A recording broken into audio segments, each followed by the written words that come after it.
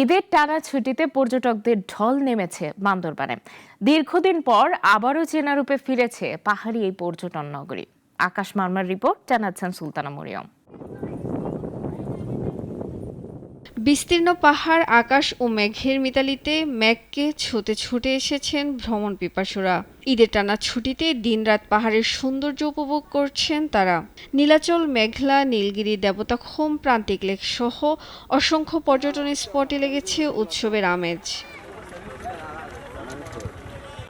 কিছু স্পট শহরের কাছেই, আবার কিছুতে পৌঁছাতে হলে পাড়ি দিতে হয় পাহাড়ি পথ, যেমন চিম্বুক পাহাড়। নাগরিক জীবনের ব্যস্ততা ভুলে দেশি বিদেশি পর্যটকদের পদচারণায় মুখর বান্দরবান। দীর্ঘদিন পর চেনা রূপে ফিরেছে এই পাহাড়ি পর্যটন নগরী, আর প্রাকৃতিক সৌন্দর্য উপভোগ করতে আনন্দে মেতে উঠেছেন ভ্রমণপ্রেমীরা। দেশকে এক্সপ্লোর করার জন্য বান্দরবান একটা চমৎকার জায়গা। নীলাচল আছে, নীলগিরি আছে, আরও মেঘলা পর্যটন আছে, আরও সব বিভিন্ন যে মানে দেবতাখুম, আমি আখুম, এগুলো তো জানি আমরা, কিন্তু হয়তো সেগুলোতে যেতে পারবো না, কারণ যেহেতু আমরা ফ্যামিলি নিয়ে আসছি। এই জায়গাটা তো এমনি অনেক পপুলার প্লাস ফ্যামিলিয়ার, কিন্তু অন্যান্য পপুলার জায়গা যেরকম যেতে যেতে মানুষ টায়ার্ড হয়ে যায়, এই জায়গাটা ওই রকম না, কারণ একেবারে নেচারের খুব কাছাকাছি।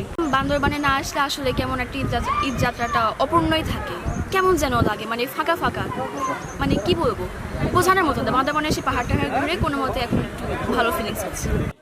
পর্যটকদের সার্বিক নিরাপত্তা ব্যবস্থার কথা জানালেন সংশ্লিষ্টরা। মোটামুটি 100% বুকিং চলতেছে। পর্যটক যথেষ্ট পর্যটক আসছে। এখন মোটামুটি 5 তারিখ পর্যন্ত প্রায় হোটেল বুকিং। তবে আমরা পর্যটকদেরকে সর্বোচ্চ সেবা প্রদানের জন্য প্রয়োজনীয় দিক নির্দেশনা দিচ্ছি।